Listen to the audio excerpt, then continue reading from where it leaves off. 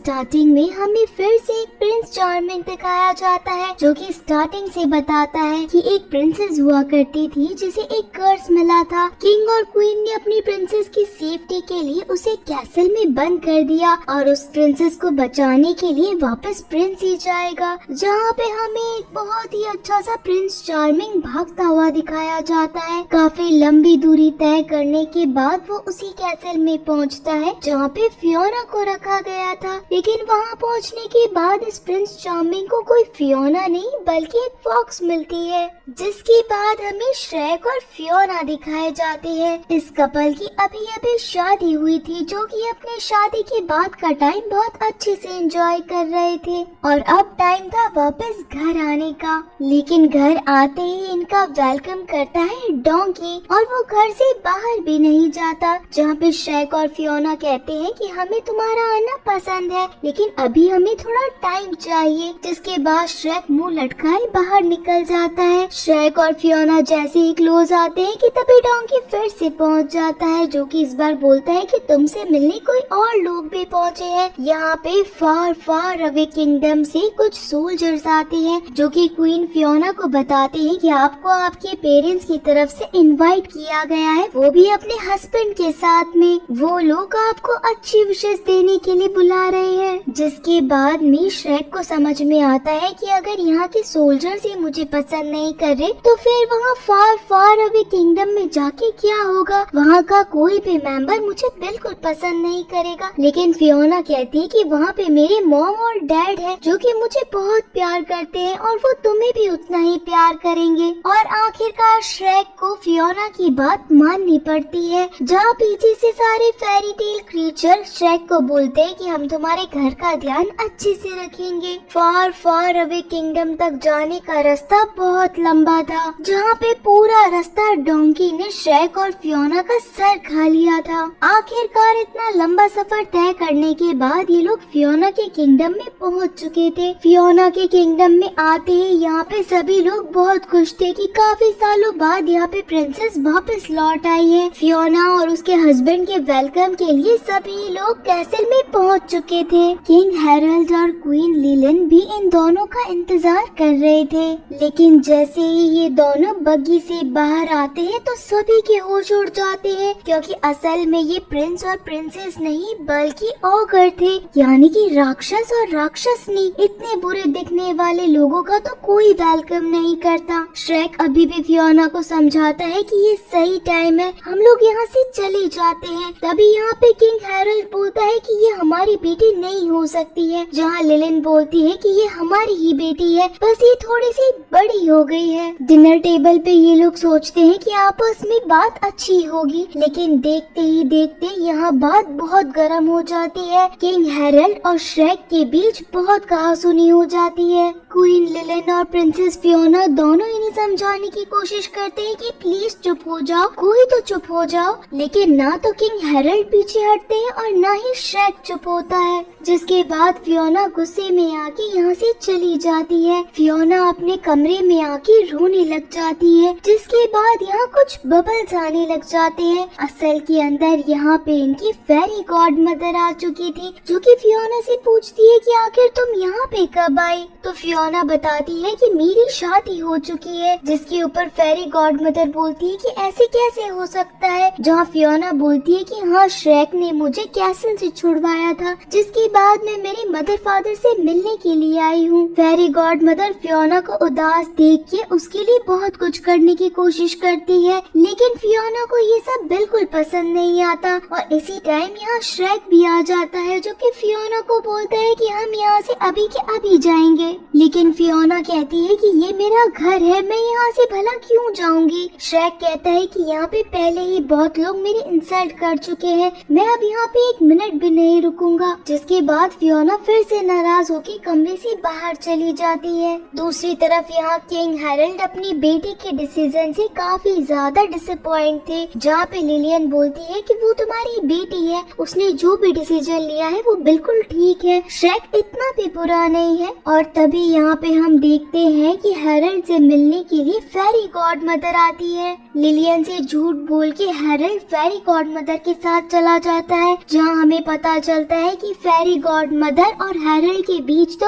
एक डील हुई थी कि फेरी गॉड मदर का बेटा हैरल्ड की बेटी से शादी करेगा, जिसके बाद में फेरी गॉड मदर के बेटे को ये पूरा किंगडम मिल जाएगा और वो न्यू किंग बन जाएगा। लेकिन असल के अंदर तो फियोना ने श्रेक से शादी कर ली थी, जिसके बाद फेरी गॉड मदर या हैरल्ड को बहुत बुरी तरीके से डरा और धमका देती है कि तुम्हें पता है कि आगे तुम्हें क्या करना है। इसी कारण हैरल्ड एक ऐसे क्लब में पहुंचता है जहां पे सारे गुंडे बदमाश थे। हैरल्ड यहाँ बार के काउंटर पे आके पूछता है कि मुझे एक दानव को मरवाना है, आखिर ये काम कौन कर पाएगा। तब यहाँ पे पुस के बारे में पता चलता है, वो ही सिर्फ एक ऐसा था जो कि दानवों को मार सकता था। हैरल्ड पुस के पास बहुत सारे पैसे लेके जाता है, जिसके बाद पुस यहाँ श्रेक को मारने के लिए तैयार हो जाता है। वहीं हम श्रेक को देखते हैं जिसे रात में यहाँ नींद ही नहीं आ रही थी। परेशान होने के कारण वो खड़ा हो जाता है और फियोना की छोटी छोटी चीजें देखने लगता है। इसी के साथ उसे एक बुक मिलती है जिसके अंदर फियोना ने लिखा था बचपन में कि उसे एक प्रिंस चार्मिंग मिलेगा। हर एक पेज पे लिखा था कि उसे एक प्रिंस चार्मिंग मिलेगा और वो मिसेस प्रिंस चार्मिंग बन जाएगी। इस बात से तो श्रेक और परेशान हो जाता है क्योंकि श्रेक दिखने में बहुत बुरा था।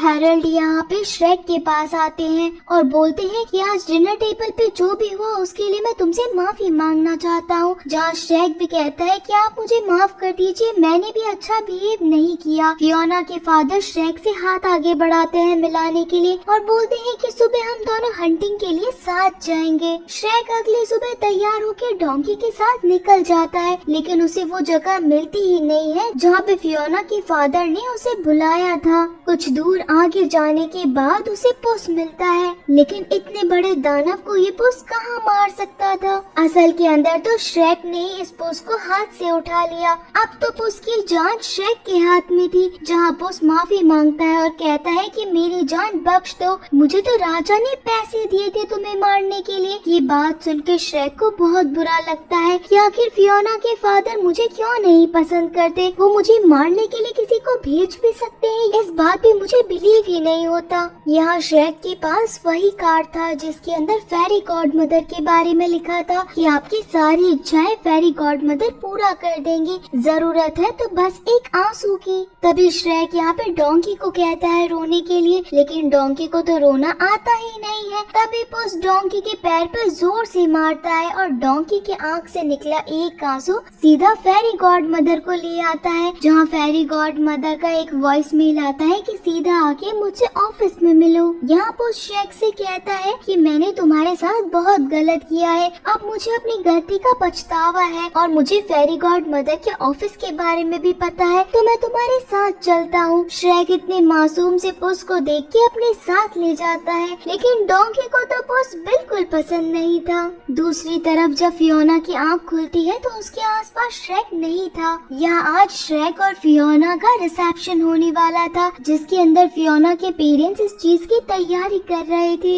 लेकिन लिलियन अपने हस्बैंड से कहती है कि तुम अपनी बेटी के रिसेप्शन के लिए बिल्कुल भी खुश नहीं हो, जहाँ हैरल्ड बोलता है कि कौन खुश होगा एक दानव से अपनी बेटी की शादी कराने में। तभी यहाँ फियोना पहुँच जाती है इन दोनों से पूछने के लिए कि क्या आपने श्रेक को देखा है। तो लिलियन को तो नहीं पता होता है कि श्रेक कहाँ गया है, लेकिन हैरल्ड भी यहाँ कुछ नहीं बताता कि श्रेक आखिर कहाँ गया है। दूसरी तरफ श्रेक डोंकी और पुस के साथ में फेरी गॉड मदर के ऑफिस में पहुंच जाता है। वहाँ रिसेप्शन पे बैठा बंदा श्रेक को अंदर नहीं जाने देने वाला था, तो श्रेक यहाँ बोलता है कि हम तुम्हारा क्वालिटी मटेरियल चेक करने के लिए आए हैं, किसी को बताना मत कि हम यहाँ पर आए हैं। इसी कारण वो बंदा श्रेक को अंदर जाने देता है, लेकिन अंदर जाने के बाद हमें पता चलता है कि ये फेरी गॉड मदर बिल्कुल भी अच्छी नहीं थी। वो लोगों के ऊपर मैजिक करके उन्हें कुछ भी बना देती थी और उनके लैब में तो अलग अलग चीजें बनाई जा रही थी। जिसके बाद में श्रेक उसी जगह पहुंच जाता है जहाँ पे फेरी गॉड मदर थी। फेरी गॉड मदर श्रेक को देखते ही चिल्ला पड़ती है कि आखिर तुम यहाँ पे कैसे अंदर आ गए, यहाँ से निकल जाओ। तो श्रेक कहता है कि मुझे फियोना के बारे में बात करनी है, फियोना और मेरे बीच में कुछ ठीक नहीं चल रहा है। तो फेरी गॉड मदर समझ जाती है कि ये तो फियोना का हस्बैंड है और मुझे इसे रास्ते से हटाना है। तो वो श्रेक को बोलती है तो चलो मैं तुम्हारे लिए कुछ चीज देखती हूँ। लेकिन असल के अंदर ये फेरी गॉड मदर श्रेक को और डिमोटिवेट कर देती है। वो बोलती है कि कोई भी प्रिंसेस के साथ में दानव नहीं टिक सकता है। फियोना ठहरी एक प्रिंसेस और तुम ठहरे एक दानव, तो इससे अच्छा होगा कि तुम मुझसे दूर ही रहो। लेकिन श्रेक इतनी आसानी से हार नहीं मानता है। वहाँ काम कर रहे लोगों का एक ड्रेस पहन के वो लैब के अंदर पहुँच जाता है, जहाँ काफी सारी मैजिकल टॉनिक रखे थे। तभी पुस इन मैजिकल टॉनिक के पास चढ़ता है और लव टॉनिक को ढूंढने की कोशिश करता है।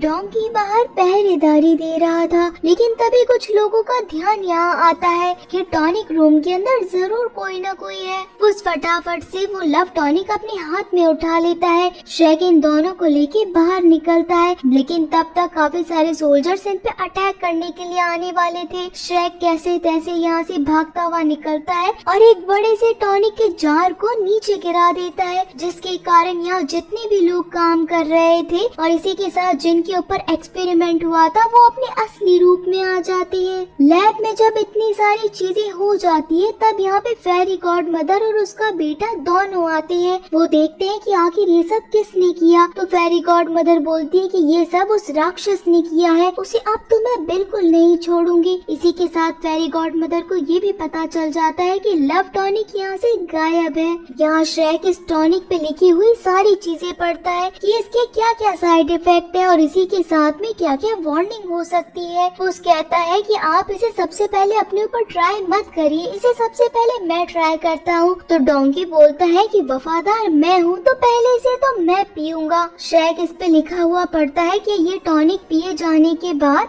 आपके लव्ड वन के ऊपर भी इसका असर होगा, यानी कि श्रेक के साथ साथ फियोना पे भी इसका असर होगा। श्रेक सिर्फ और सिर्फ फियोना के बारे में सोचता है कि अगर मैं हैंडसम हो जाऊंगा तो सभी लोग मुझे पसंद करने लग जाएंगे और ये फियोना के लिए अच्छा होगा। इसी कारण इसे टेस्ट करने के लिए पहले तो डोंकी पीता है और उसके बाद इसे श्रेक पी जाता है। रात होने पे यहाँ काफी तेज बारिश होनी शुरू हो जाती है, जिसके बाद ये लोग एक जंगल में रुकने का फैसला करते हैं। एकदम से डोंकी और श्रेक को चक्कर आते हैं और ये यहीं गिर जाते हैं। यहाँ दूसरी तरफ फियोना अपने पेरेंट्स के पास जाती है और कहती है कि मैंने फैसला कर लिया है कि मैं अब इस किंगडम में नहीं रहूंगी। मैं श्रेक के साथ बहुत खुश हूँ और मैं उसे ढूंढने के लिए जा रही हूँ। फियोना के पेरेंट्स इसे रोकते हैं, लेकिन तभी फियोना चक्कर खा के नीचे गिर जाती है। असल के अंदर इनके ऊपर मैजिक का असर होना शुरू हो जाता है। अगले सुबह हम देखते हैं कि श्रेक तो बिल्कुल बदल चुका था, उसके ऊपर लव टॉनिक का असर हो चुका था और वो बिल्कुल प्रिंस बन गया था। हर लड़की उसके ऊपर लाइन मार रही थी। इसी के साथ यहाँ डोंकी के भी मजे हो गए थे, क्योंकि वो अब एक व्हाइट हॉर्स में बदल चुका था। बॉटल पे ये भी लिखा था कि अगर रात होने से पहले श्रेक ने फियोना को किस नहीं किया तो वो वापस से पहले जैसे बन जाएंगे। श्रेक अपने कपड़े चेंज करके वापस से फार फार अवे टाउन की तरफ आगे बढ़ता है, लेकिन वो कैसल में नहीं जा पाता है। कैसल में जाने से पहले ही वहाँ फेरी गॉड मदर आ जाती है। दूसरी तरफ फियोना की भी जब नींद खुलती है तो वो खुद को देखती है कि वो पूरी की पूरी बदल चुकी है। यहाँ फेरी गॉड मदर खुद के बेटे को लेके आती है। यहाँ ये प्रिंस चार्मिंग फियोना को बोलता है कि मैं ही तो श्रेक हूँ। सारी फैमिली एक दूसरे से मिलके बहुत खुश हो जाती है कि फाइनली ये लोग दानव से बदल के नॉर्मल इंसान में बन चुके हैं। लेकिन फियोना को प्रिंस चार्मिंग पे शक हो रहा था। इधर फेरी गॉड मदर ने श्रेक को ऐसा दिखाया कि फियोना इस प्रिंस चार्मिंग के साथ में बहुत खुश है, तो तुम अब यहाँ से चले जाओ। श्रेक उदास हुए उसी बार के अंदर जाता है जहाँ पे किंग हमेशा आया करता था।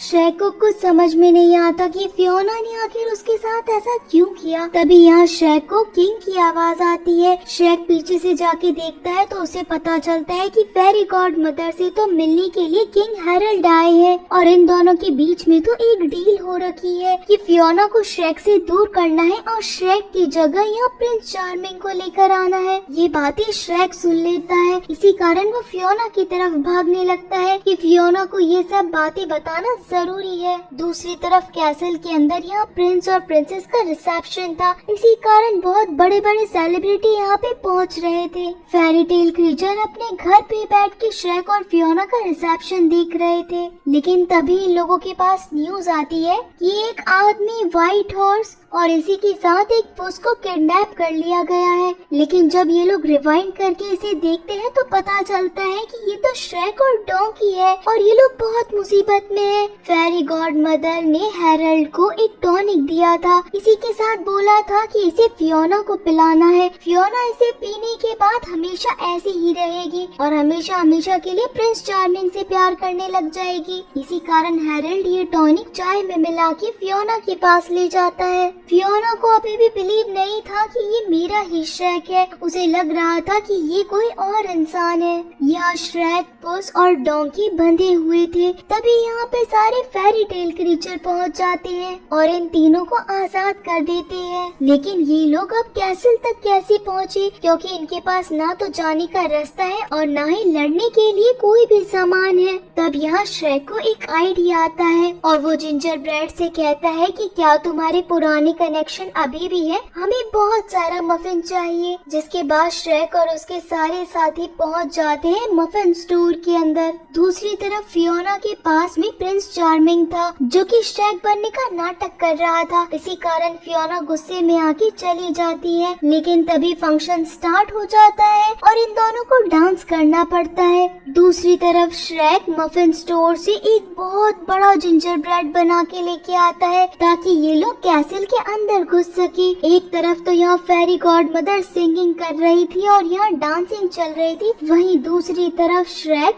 कैसल के अंदर घुसने की पूरी तैयारी कर रहा था। सारे सोल्जर इस जिंजर ब्रेड को गिराने के लिए उसके ऊपर गरम गरम दूध डालते हैं ताकि वो टूट के पिघल के नीचे गिर जाए। एक टाइम ऐसा आता है जब जिंजर ब्रेड के हाथ पूरी तरीके से टूट जाते हैं, लेकिन फिर भी श्रेक अंदर पहुंच जाता है और मेन दरवाजा ओपन कर देता है। पुस यहाँ पे सोल्जर से लड़ने के लिए रुक जाता है और डोंकी और श्रेक को आगे बढ़ने के लिए बोलता है। यहाँ ये प्रिंस चार्मिंग फियोना को किस करने ही वाला था कि तभी श्रेक पहुँच जाता है और बोलता है कि ये असलियत में श्रेक नहीं है। फियोना तो श्रेक को देखते ही पहचान जाती है। जिसके बाद ये सारे फेरी टेल क्रीचर फेरी गॉड मदर से उसकी स्टिक लेने की कोशिश करते हैं, क्योंकि उसी स्टिक से ही फेरी गॉड मदर मैजिक करती है। जहाँ ये फेरी गॉड मदर अपने बेटे को कहती है कि फटाफट से जाके फियोना को किस करो क्योंकि इसने टॉनिक पिया है। लेकिन किस के बावजूद भी फियोना के अंदर कोई चेंजेस नहीं आते, क्योंकि हैरल्ड ने असल में उसे टॉनिक दिया ही नहीं था। इस चीज से गुस्से में आके फेरी गॉड मदर श्रेक के ऊपर मैजिक करने वाली थी, लेकिन ये सारा मैजिक फियोना के फादर अपने ऊपर ले लेते हैं। इसी कारण वो एक फ्रॉग में बदल जाते हैं। जहाँ पे श्रेक और फियोना कहते हैं कि आपने ये क्या किया,